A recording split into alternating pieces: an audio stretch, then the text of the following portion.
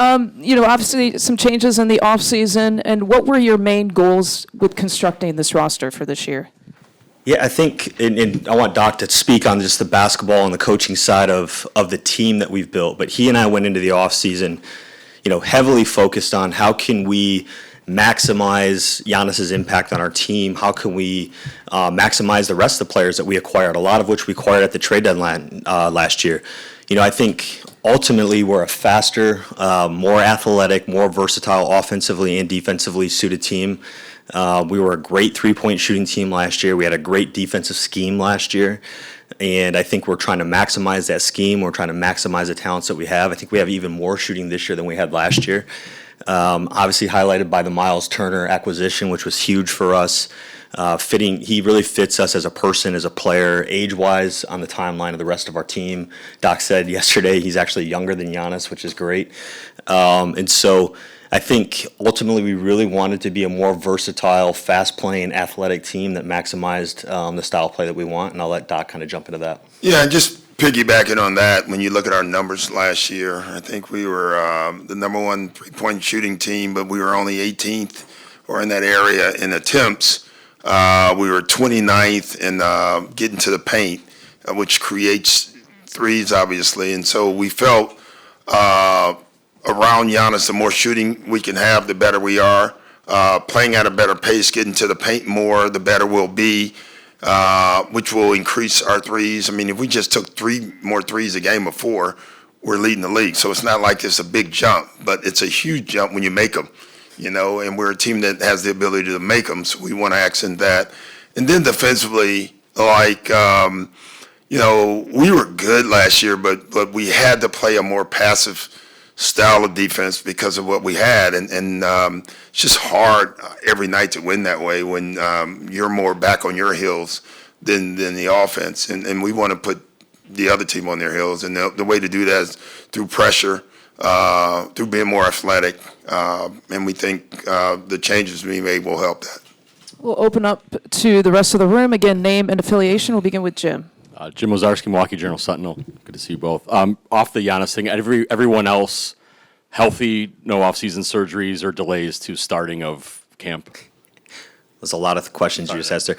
Everyone is healthy, including Giannis. So the great thing about this, when he had an incredible offseason with the national team, he's in great shape. When he joins us for camp, he's gonna really hit the ground dribbling and running, and he's in great shape. Everyone else will be available as well for camp. But we did have some off-season surgeries and things like you always have, but guys are all fully recovered and ready to go. It feels like a lifetime ago, John, but we didn't talk to you about this. At the end of last season, maybe you could have explored opportunities for your career. What excited you about coming back to Milwaukee and extending for multiple years? Yeah, I think first and foremost, this is actually home. Not something I've spoken on, so I didn't know you were going to ask that, but great. This is home. I have a 12-year-old, almost 13-year-old daughter, an 8-year-old or 9-year-old son now. This is home. They're born and raised here. We love this city. Wes and Jimmy and Dee and Jamie and Mike have been amazing to me and my family. And to get a chance, I love working with Doc. I love working with Peter. We have a great partnership at the top. Giannis is one of the best players in the world. We think he's the best player in the world. Every time you have a season with him, you think you have a chance to win. People who know me well know that there's nothing I love more than winning and competing. And at the end of the day, those were the reasons that I wanted to be here for as long as I could. Maybe off that with Doc, this is a drastically, and this could be both of you, drastically different team now than the one you inherited when you first got here. What did that post-All-Star break sample size with a lot of these returning guys, what did it show you, John, maybe with your comfort in him changing play style, changing things, or Doc vice versa with how? Yeah, we communicated a ton. I think what, unveiling things that this is something we were talking about. Because and John knew we talked about it. I felt strongly that it's hard to win with the way we're going to play at the pace that we were trying to play at, and you could see that early. As far as the way we play, we still won games and we were good, but I just felt strongly to take that next step. We need more speed. We need more guys that can guard multiple positions. And I thought we needed to play a different brand of offense as well. putting Giannis on the ball has been huge for us. You know, it gets us downhill, gets the ball up the floor faster, which is important for us. Having Scoot and other guys that can bring it up too. You know, advanced passes, I think we were 28th in that. So there's a lot of numbers that we can improve on. And if we do, we're just a harder team to beat. And that's what we have to become. And just as a reminder, name, affiliation, and Jim, I love you, but try to keep it to one if you can. Yeah. Far back left corner, it's Earl. Earl Stokes, Jamie 98.3. This is for you, Coach. What's the biggest adjustment you want this team to embrace day one of camp? To be committed to how we want to play, because it's a change, and you have to commit to it, and you have to do it every day in practice. Everything's going to be harder. Conditioning has to be better, and so that's going to take a full commitment. Eric? Eric Dame, The Athletic. John, for you, I guess you guys have 15 guys on guaranteed contracts right now, a couple guys in training camp on invites. For you, do you see it as those are the 15 guys and that's how we're going to start the regular season? Or do those guys that are on training camp invites, non-guaranteed deals, actually have a chance to make this roster? Yeah, I guess to the first question, Eric, so absolutely not. I think that we've got 21 players. I think Doc and I have talked about it a lot. I actually think we have 21 players that deserve a chance to be on an NBA roster, to be on our roster. Obviously, there's not going to be 21 of them.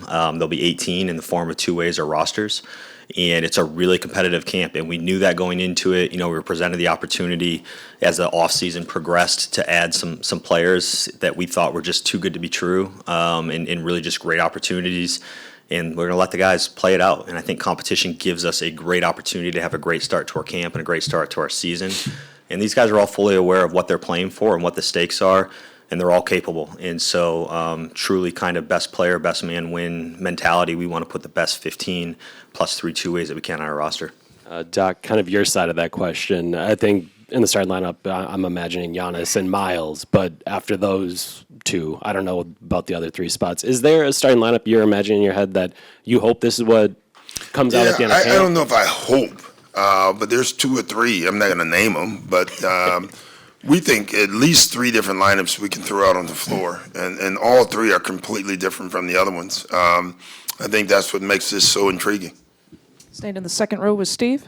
Steve McGargy, Associated Press. For Doc, what do you see as Miles Turner's role with this team, and how will it be similar or different to what we saw from him in Indiana? Similar role, but doing more. You know, his ability to stretch the floor obviously will stay the same. His three-point shooting, hopefully we can get him even more threes this year. I thought one of the things that Miles has really grown into, he punishes switches. Like, he literally will, if you switch a guard on him, he's going to go and put his head under the basket and punish you for it. And I think that's something we want to use. You know, his ability to block shots means maybe his ability on the other end to get offensive rebounds, which we can increase a couple of those, is good. So, and then I thought last year they used him on the elbows more to be a passer and a facilitator. And I think we can use him in that row as well. Third row, Jamal. Jamal Collier from ESPN. Just a quick question. Is Giannis still in Greece or is he in Milwaukee? Yeah, still in Greece. He's got COVID, yes. They can't travel. Just want to double check on that. And just for you, John, Giannis talked about obviously wanting to compete and win at a high level for a championship. Just what can you share about your conversations with him throughout the summer about just kind of where his head is at and his commitment to this franchise kind of long term? Yeah, I think Jamal, we talked about this most recently publicly at Miles' press conference in Vegas. It's no different than any other offseason. I think we were all disappointed with the way that it finished, including Giannis, including Doc, myself, all of our players are returning. We spent every kind of moment that we could in this offseason to better our chances to compete in a really competitive Eastern Conference this year. And this team is built to maximize Giannis, but Giannis can actually maximize this team. There's a lot of guys, like usual, that are going to benefit from playing with him, the style of play, the buy-in that Coach talks about.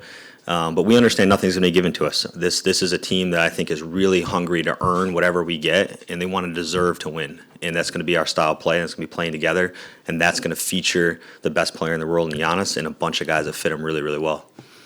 Let's go front row, Nazir.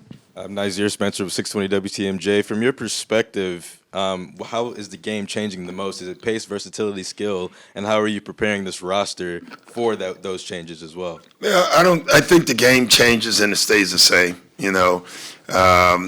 Analytics 20 years ago was called statistics.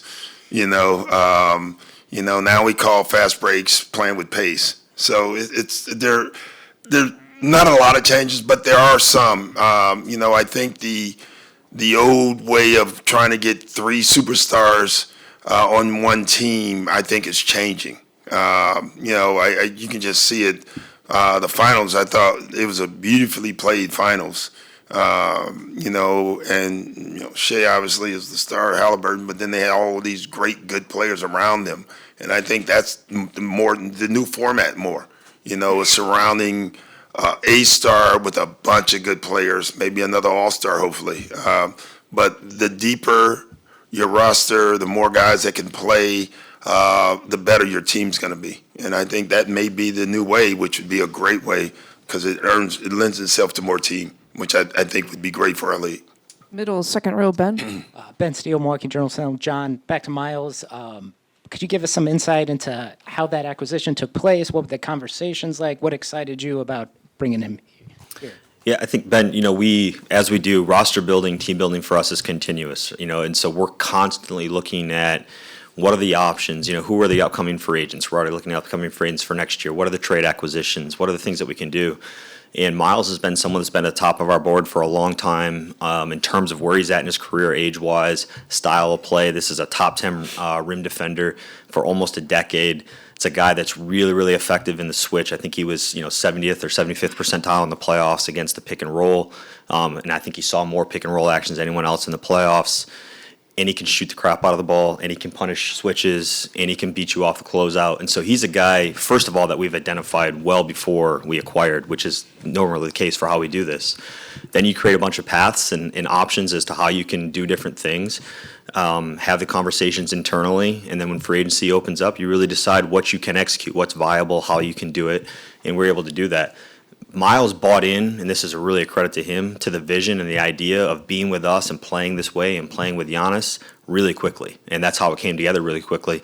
And the reason is he wants to win. At the end of the day, Miles really, really wants to win. He was right there on the verge of doing it. He tasted it, and he wants that more than anything. He chose us for the opportunity to do that. Far back left, it's Lance. Lance Allen, CBS 58. Doc, a lot of times in this league, there's constant change. And you go out and get a guy like Miles Turner, but yet, even though the team fell short of what you and John and everybody wanted, you got to keep some key pieces and things like that. How does that help your job this year going forward? Oh, it's huge. Continuity, as you know, we all know in workplace, if you can have continuity, you have a chance to grow.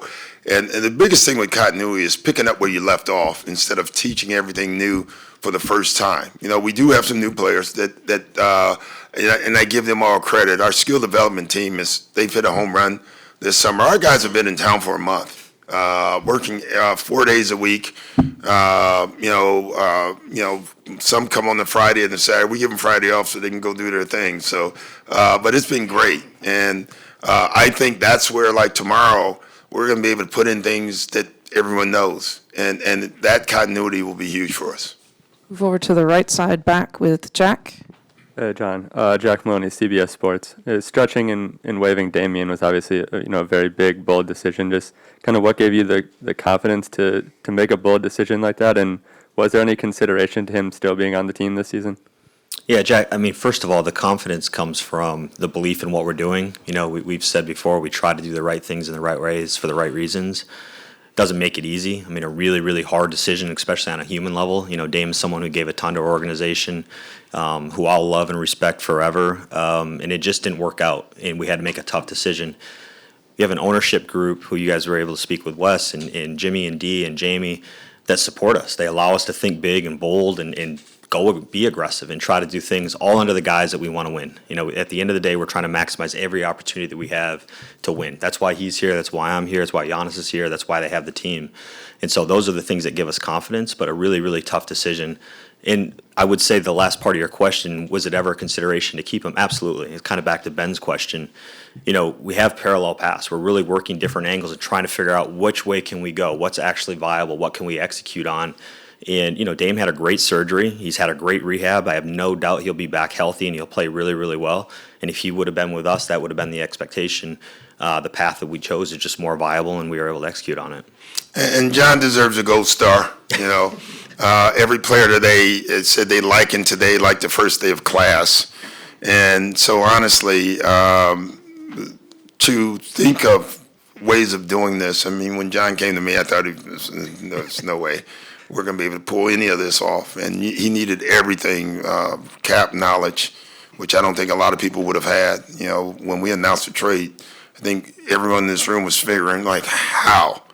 Then ownership, buy-in, you had to have that, and then pulling it off, getting them. I mean, there were so many things at play, and really, this was a John thing. It was an amazing thing to watch. Just one point of clarification. I have an incredible staff, many of which are in here, so I'm a little part of it. But from Milt to Ryan to Arj to Dave, Pat Hanneman, Dave Minspert, Somers, Asar, we have a really great group of people that are a lot smarter than me, which I think in leadership that's really important, that work at this stuff every day. And so we've done some complicated things, and big credit to them for figuring it out. We go back to the far left corner and Earl. Earl Stokes, Jammin' 98.3. John, how do you balance building around Giannis while also developing younger pieces? Man, great question. And Coach just gave a nod to it. I think we have the first part of that job in identifying the talent, figuring out how to get them, but that's not the most important part of the job. The most important part of the job, and the best coaches I've ever worked with, and he and his staff are at the top of the top, they make you look good because they put in the work every single day with the players that you acquire to develop them, bring them along, and in a specific way. I mean, we have a style of play that we want to play. We have a culture that we want to live in. We have things that we want to do as an organization. And so, Jason Love and Spencer Rivers and Rex Clayman, and it could go down and down and down, Vin Baker. We have a really great group of coaches that develop these guys that we bring in. You can see the fruits of that labor. Ryan Rollins has taken a huge jump. He's going to have a great year for us this year. Jericho Sims took a big jump with us last year. You guys are going to see Kyle Kuzma. AJ Green. One of the things when I first got here, I said, we're going to invest in skill development. Because as someone asks us, the new NBA, well, if you're going to have all these players, all these young players, you're going to have to try to make them better, and we're going to have to find out if they can play too, and if they can, you keep and you develop, and that's what we're trying to do. Awesome. With the new faces in the locker room, what are you watching closely in training camp battles? Is that for me? Yeah. Who plays the best? It's not even that, honestly. I'm being funny, but it's more that who fits the best. There can be a guy that has a great camp, but he just doesn't fit with the five, So it's going to be that for us. It's like, who fits in the best, and the best at being a star in their roles, and that's what we're going to look at. Middle of the room, Jackson. Hi, Jackson Gross, Brew Hoop. Doc, this is for you. Obviously, the last couple of years, Dame has been here and was clearly the 1B to Giannis's 1A. By the time this season's over, who do you think would be the second leading scorer? Yeah, I don't know the answer. It's a good question. I don't think it matters a lot, but what will matter is how we're going to close games. That's going to be the key for us. If that's something we're going to have to figure out early and do it well. What I like is we have a lot of guys who want to take the shot. Like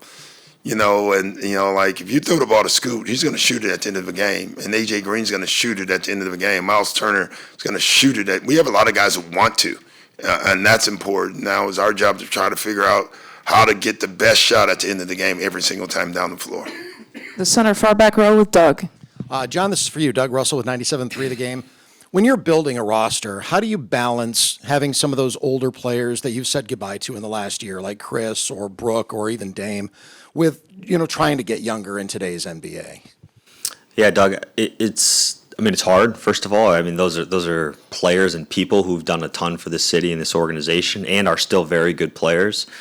But then there's an excitement on it. I think part of the excitement that Doc and I have for this season is that we believe in and we understand what the players that are on this roster, what they've done to earn what they're going to get this year, for us to deserve to win, that no one else has really seen yet. We know we've seen the work that Jericho's done and Ryan's done and AJ and Scoot and Kyle, and just go down and down. Like, these guys are really waiting for that opportunity, but you have to have that opportunity for them to do it. And so it's a bit of a risk, right? You got to make the jump and kind of get rid of what's comfortable and what you're used to and what you think you can rely on, knowing what you believe in because of what you've seen and what you've studied and how you've put it together. And so I think this is a really, interesting, exciting time for us, and we have a huge belief in who we are, and I think everyone else will see why here soon.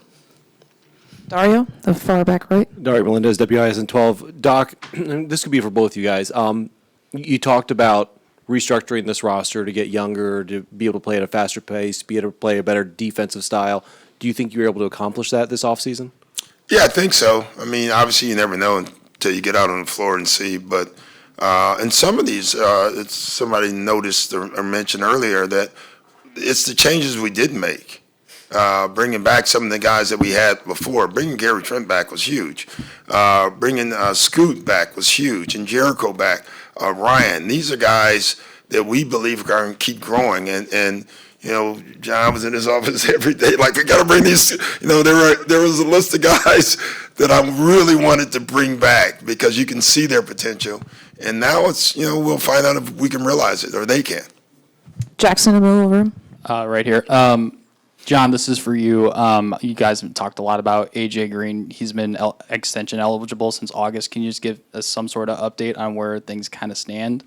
Yeah, I mean, first of all, yes, he's extension eligible. He is all season. Had a lot of conversations with AJ and his agent, good conversations. We'd love to have AJ with us, for a long time, and we're able to work on that. We are working on that.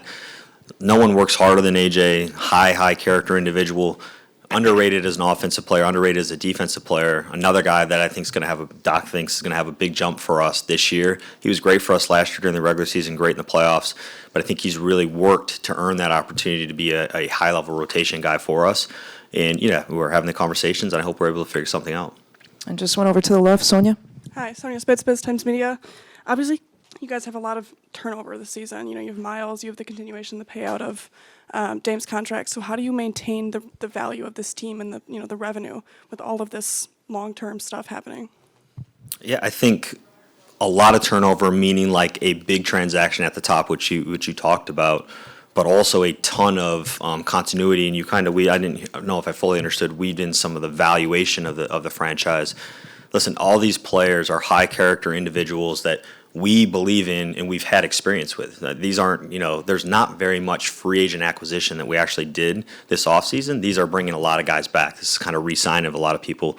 And they're valuable to our city and the market. They're on valuable contracts to the league, and they want to be here and we want them here. And so I think, yes, there was some big turnover at the top, but there's a ton of continuity and a ton of value in that continuity, and hopefully the team performs really well, and that's good for everybody.